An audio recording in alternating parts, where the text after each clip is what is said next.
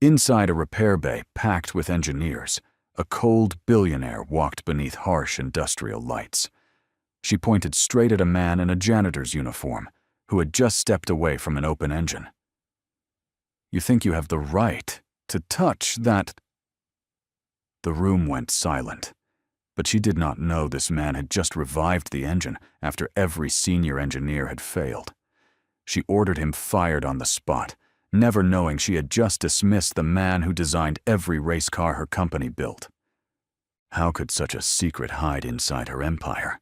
The Vortex Motorsport headquarters sat on the outskirts of Phoenix, a glass and steel structure that reflected the desert sun like a blade. Inside the lower repair bay ran 24 hours a day, the smell of oil and burnt rubber clinging to the walls. Mason Cole moved through that floor every night with a mop and a quiet expression, the kind of man no one looked at twice. His janitor's uniform was always clean, his tool belt empty of anything that mattered, and his name appeared on no roster except the maintenance schedule. He had worked at Vortex for 19 months. He arrived before the senior engineers left after the night shift cleared, and spoke only when spoken to. The men in the upper bays called him the mop guy when they remembered him at all. They did not know his hands had once shaped the very engines they argued over each morning, and Mason had no intention of telling them. He had walked back into that building under a fake employment history for reasons he kept to himself, and he had every intention of leaving the same way he came. Above him on the executive floor, Evelyn Vance ran the company with the precision of a surgeon and the patience of none.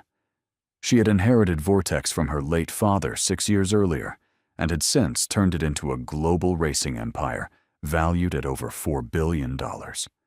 She wore tailored black suits, never raised her voice, and dismissed 3 division heads in her first quarter without explanation. The press called her ruthless. The board called her effective. She believed in numbers, in process, in the chain of command she had built around herself. Cameron Blake stood beside her at every meeting, the chief operating officer who had been with the company longer than Evelyn herself. He controlled the engineering pipeline, the procurement contracts, and the internal documentation system. His office was lined with photos of championship trophies and handshakes with senators. He smiled often, but never with his eyes. Whatever Evelyn signed, Cameron had already prepared. He had survived 3 regime changes inside Vortex, and he had not survived them by accident.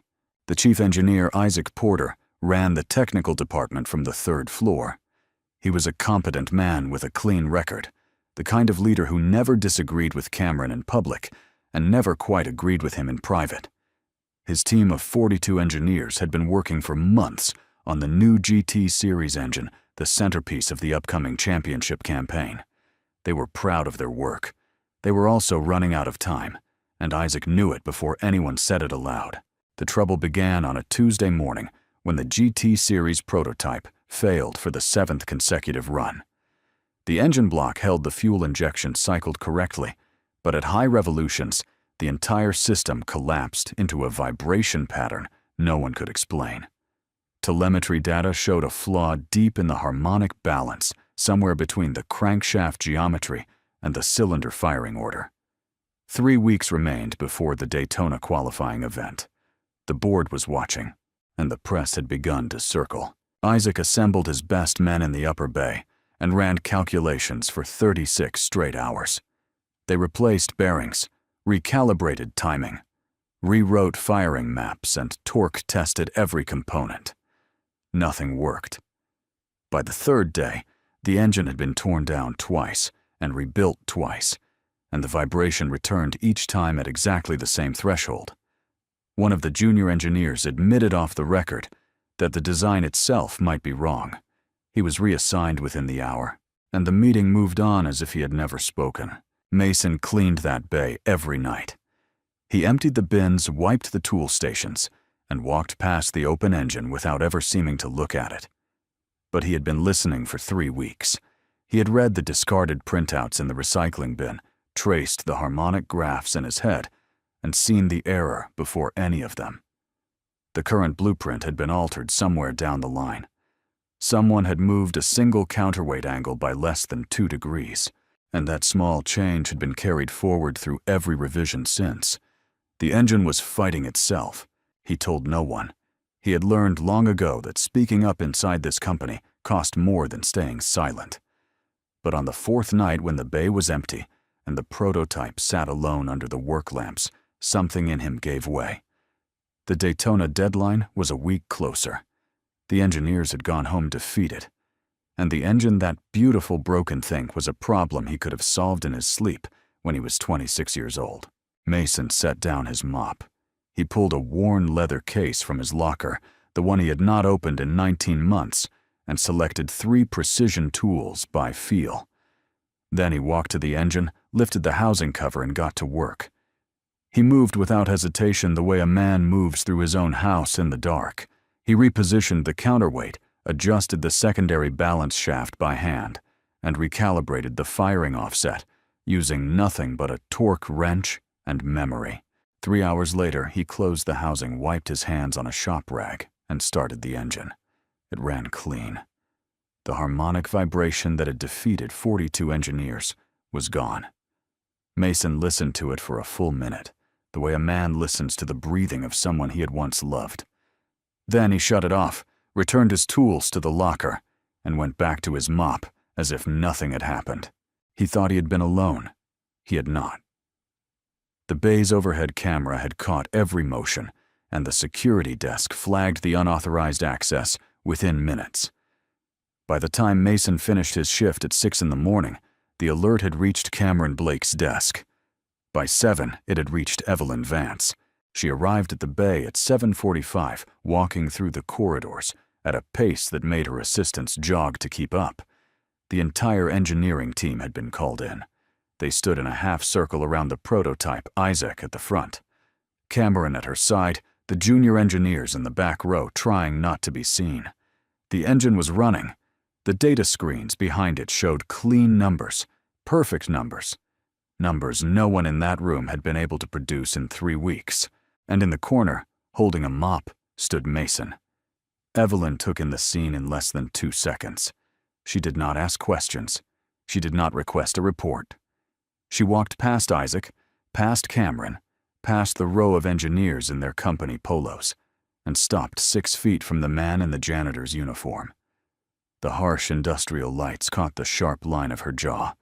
Her voice, when it came, was quiet and very cold. "You think you have the right to touch that?" Mason did not answer. He met her eyes and lowered his head slightly the way a man does when he has decided that explaining will not help. Evelyn studied him with the same flat expression she used in board meetings. "Do you understand what you have done? This prototype is worth $8 million. This project is the foundation of our championship year, and you, a man whose job is to clean floors, decided to open it. Without authorization, without qualification, without permission." Cameron stepped forward, ready with the procedural angle. "Ms. Vance, this is a clear breach of safety and intellectual property protocol. He should not have been near the bay after hours." Isaac said nothing. His eyes moved between the running engine and the man in the corner, and something passed across his face that he did not let anyone see. Evelyn turned to her chief engineer. "Did your team approve this work?" "No, ma'am," Isaac said. "Did anyone in this room authorize this man to touch a $4 billion program?" "No, ma'am." She turned back to Mason. The room held its breath. 42 engineers, 2 executives, and a single janitor stood inside. A silence so heavy it pressed against the walls. "You are terminated," Evelyn said. "Effective immediately. Security will escort you off the property. You will not return. You will not contact anyone in this company. If you have left so much as a screwdriver in that engine, you will be liable for every dollar of damage we discover. Do you understand me?" Mason looked at her for a long moment.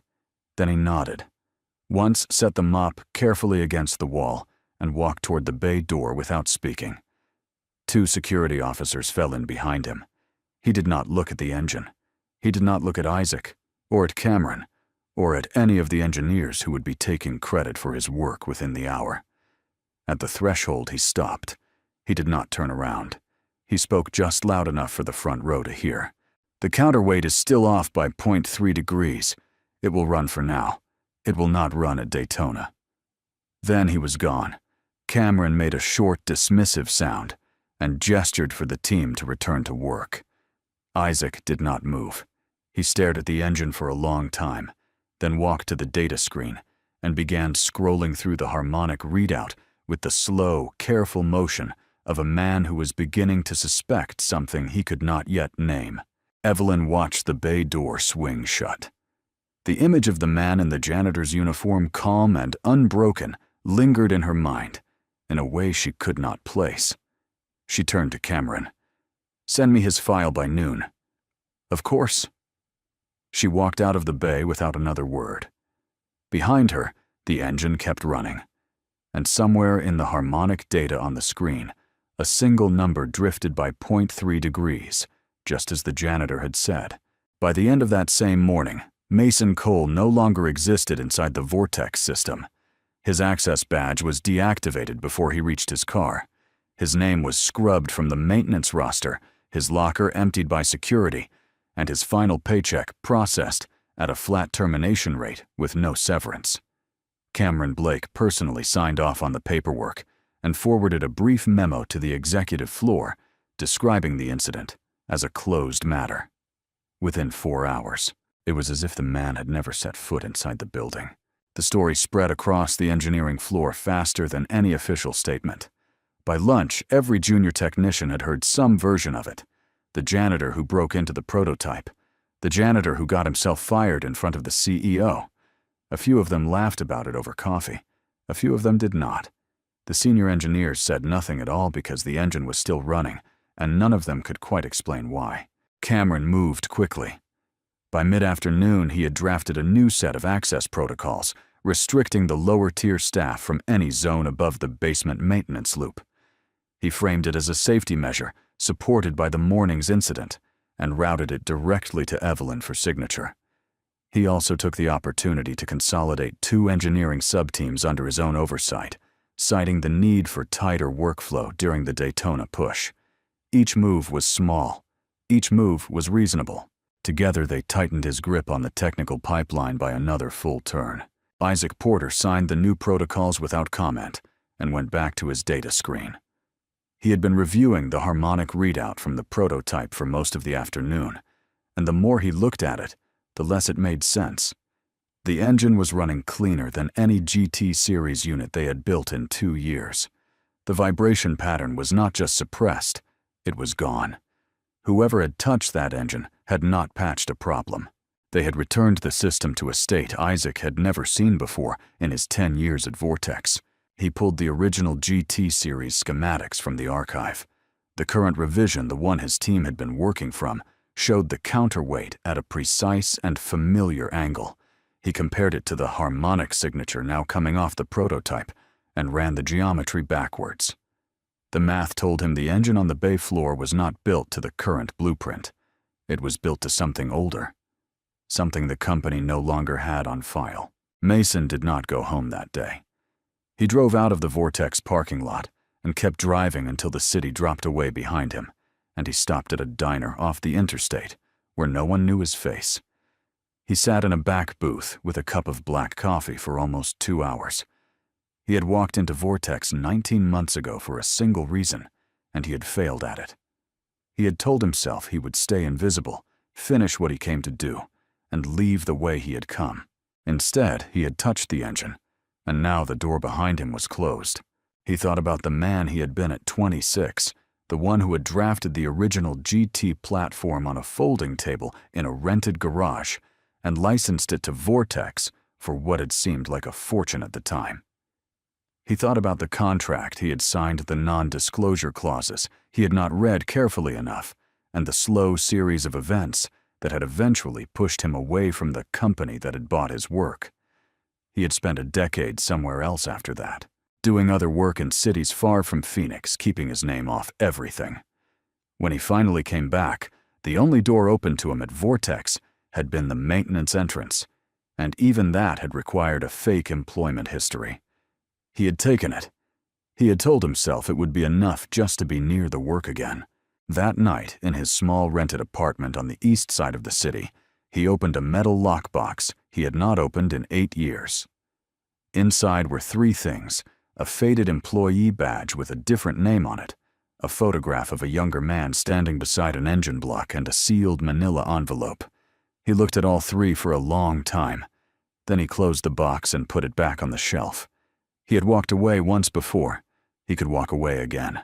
He did not know that Isaac Porter was at that exact moment sitting in front of a screen on the 3rd floor of Vortex headquarters, scrolling through a digital archive of every GT series revision filed over the last 15 years.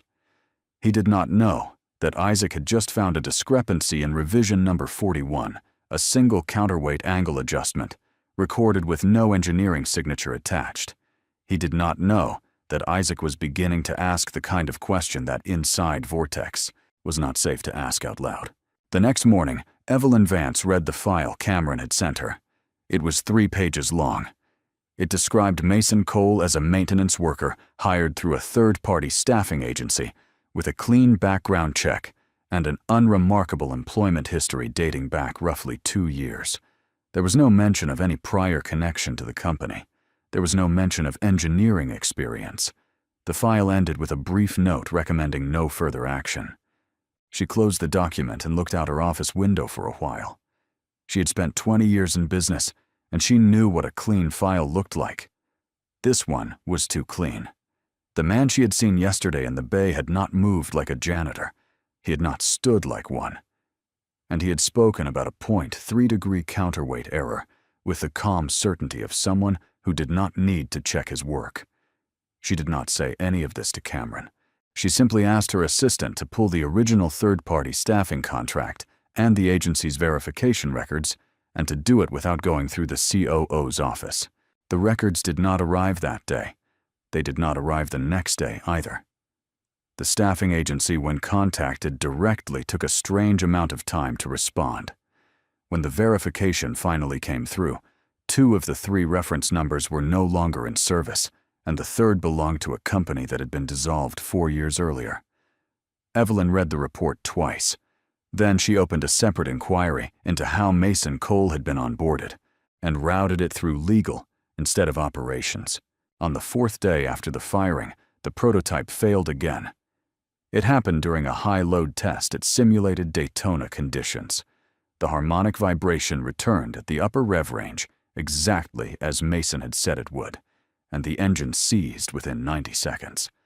Isaac stood in front of the data screen and watched the failure pattern bloom across the readout, and he understood that the man they had escorted out of the building had been telling the simple truth on his way through the door. He went to Cameron's office that afternoon with a single printed sheet. The sheet showed 2 harmonic curves laid over each other. One was the prototype's failed run from that morning. The other was a curve from an archived GT series test from 14 years earlier, the very first championship engine the company had ever produced. The 2 curves were nearly identical, except that the older one was clean, where the new one collapsed. The difference between them was a single counterweight angle. Cameron looked at the sheet for less than 5 seconds before he set it face down on his desk. He told Isaac that the comparison was interesting but not actionable, that the archive data was unreliable, that the older engine had been built under different tolerances. He thanked Isaac for his diligence and said the engineering team should focus on fixing the current revision rather than chasing ghosts in the archive. Isaac nodded, took back his sheet, and left the office without arguing. He did not go back to his own desk. He went down to the records room in the basement, the one that held the original paper drafts from the company's early years, and he asked the clerk for the GT series founding documents. The clerk checked the system and told him those files had been moved into a restricted archive 3 years earlier, and that access required executive authorization. Isaac asked who had ordered the move. The clerk hesitated, then showed him the entry on the screen. The authorization signature belonged to Cameron Blake. That evening, Evelyn received an unscheduled visit from her chief engineer. Isaac brought no slides, no presentation, only the printed sheet and a brief account of his afternoon.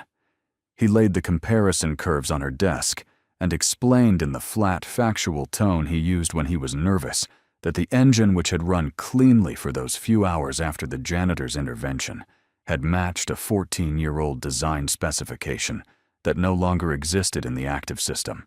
He explained that the original drafts had been moved to a restricted archive. He explained who had moved them. Evelyn listened without interrupting. When he finished, she asked one question. "Do you have any idea who designed the original GT platform?" Isaac admitted that he did not.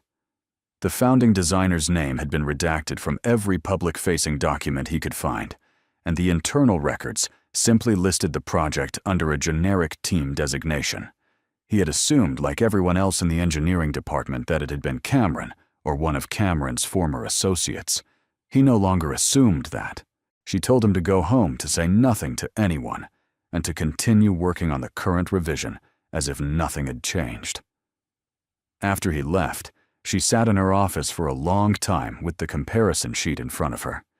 Then she opened her laptop and began searching the internal system for every document tied to the original GT platform. Most of them returned access denied.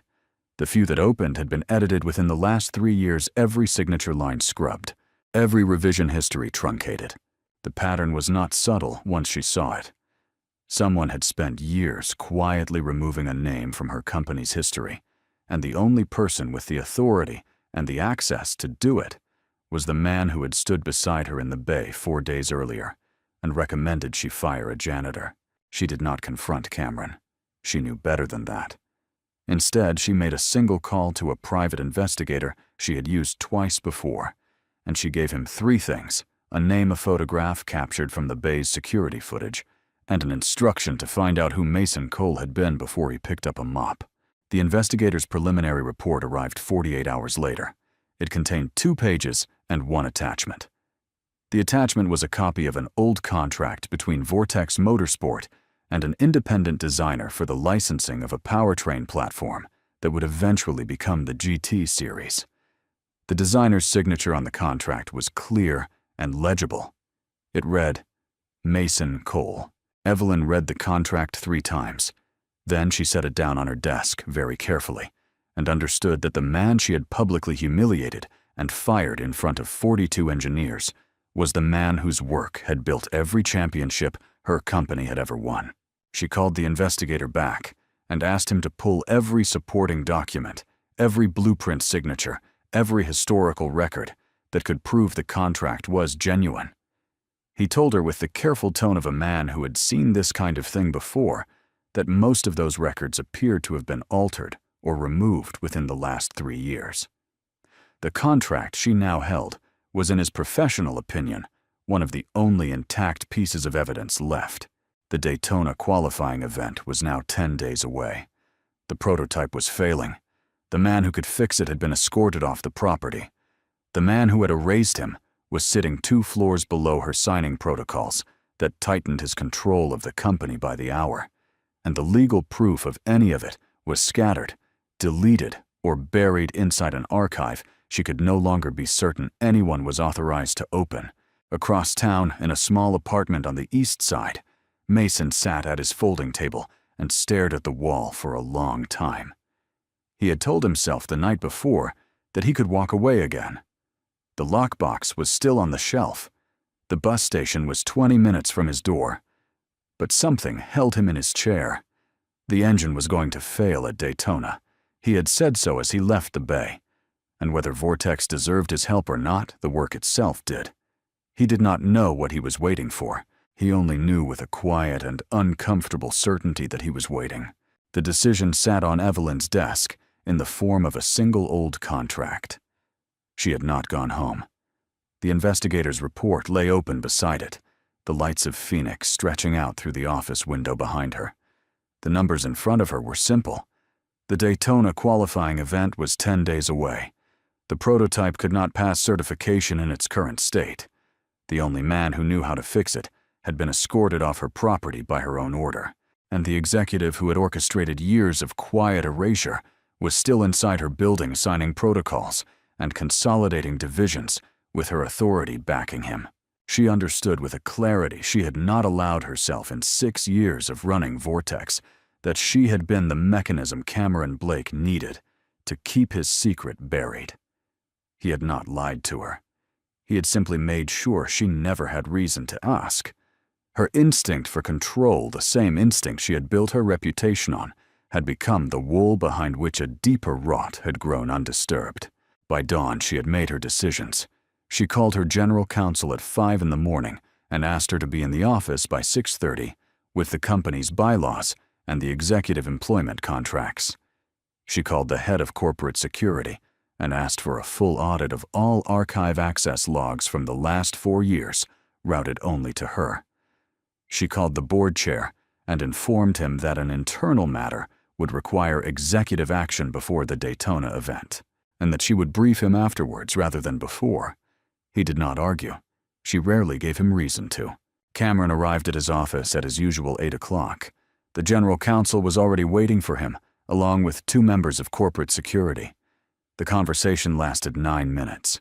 He was placed on immediate administrative leave, pending an internal investigation into document tampering, archive manipulation, and potential intellectual property fraud. His access credentials were revoked in front of him. His company devices were collected. He was escorted out of the building through the main lobby in full view of the staff, who had spent years assuming he was untouchable. He did not raise his voice. He did not threaten. He smiled the same smile he always smiled, the one that did not reach his eyes, and told the security officer at the door that Evelyn would regret this within a week. Then he was gone. The lobby returned to its normal rhythm within minutes, but everyone who had seen him walk out understood that something fundamental about Vortex had just changed. Evelyn did not watch from her office window. She was already on her way to the basement archive with the general counsel and a forensic specialist. She stood beside them while they unlocked the restricted vault and began cataloging every original GT series document that had been moved out of general circulation. The forensic specialist confirmed within an hour that the vault contained roughly 340 pieces of source material, most of them original drafts on paper, and that nearly all of them carried a single signature in the corner. Mason Cole. She had the documents photographed scanned and entered into a new secured archive under her direct authorization. By mid-morning, the engineering department had been informed that all current GT series work was suspended pending review, and that a complete revision audit would begin the following day. Isaac Porter received the announcement at his desk, read it twice, and went very quietly to the men's room and stood at the sink for a long minute before returning to his work. Evelyn drove herself to the east side of the city that afternoon.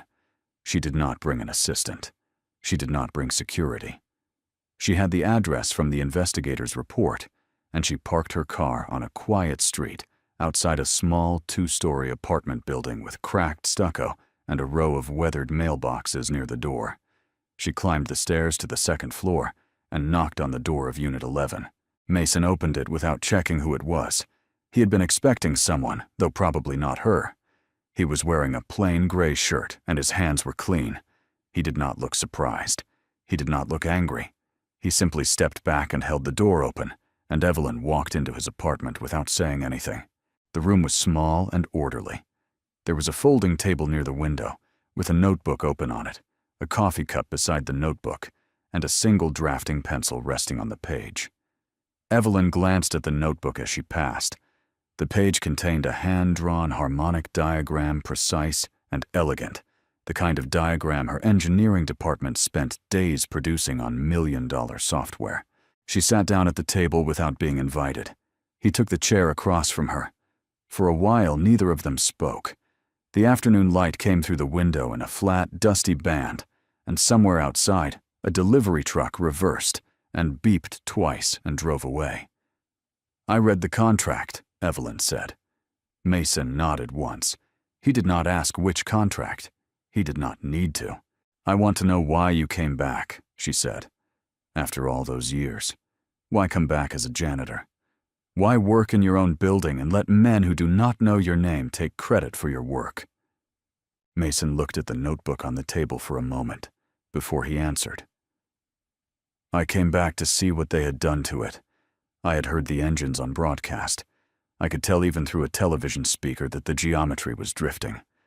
I thought I would come close enough to confirm it, then leave. I did not plan to touch anything. But you did. Yes. Why? He considered the question.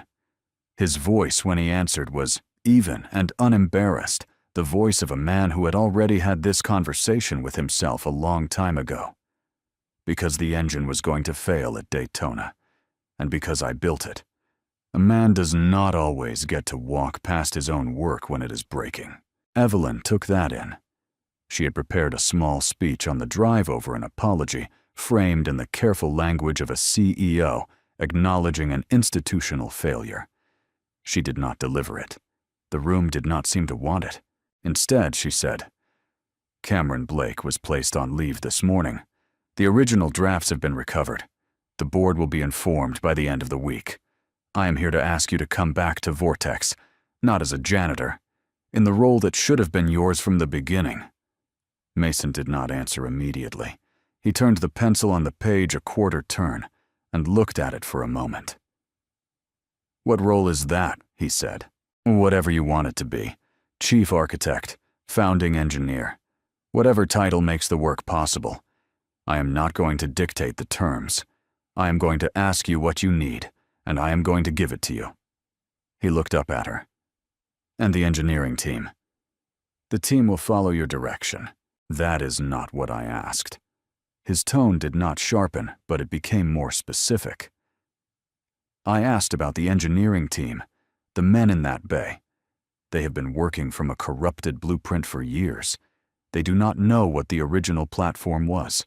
They do not know why the geometries are what they are. If I come back and simply hand them the corrected drafts, I will have fixed one engine and nothing else.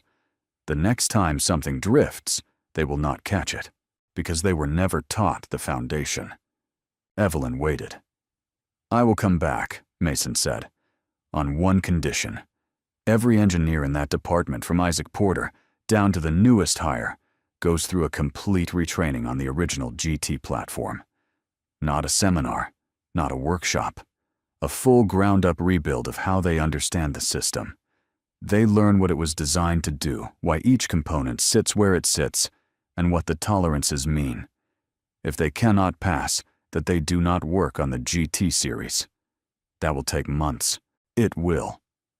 We have 10 days until Daytona. Then Vortex will not race at Daytona this year. His voice did not rise. You can rebuild a championship. You cannot rebuild a foundation that has already collapsed once. I am not coming back to put a coat of paint on a wall that is about to fall down. Evelyn looked at him across the small folding table for a long moment. She was a woman who had built her career on protecting her company's name above almost everything else, and he was telling her calmly that the name was not what mattered, that the truth underneath the name was what mattered, and that without it, the rest was already lost. All right, she said. He nodded once. That was the agreement. Vortex Motorsport withdrew from the Daytona qualifying event 4 days later. The press release was short and offered no detailed explanation. The financial markets reacted predictably. 2 board members called for Evelyn's resignation within 48 hours. She survived the vote by a margin of 1. The internal investigation into Cameron Blake expanded over the following months and eventually resulted in civil action that the company chose not to publicize. Mason returned to the building 3 weeks after the conversation in his apartment. He did not enter through the maintenance door. He walked through the main lobby in a plain shirt and was given an office on the 3rd floor, 2 doors down from Isaac Porter.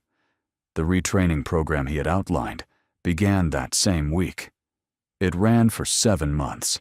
11 engineers left the company during that period, rather than complete it. The remaining staff finished the program and emerged, by Isaac's own admission, as better engineers than they had been when they started. Vortex returned to competitive racing the following season with a fully revised GT Series platform built from the original specifications. They did not win the championship that year. They won it the year after And the year after that, with engines that ran cleaner than any the company had produced in a decade. Evelyn changed the way she ran her company.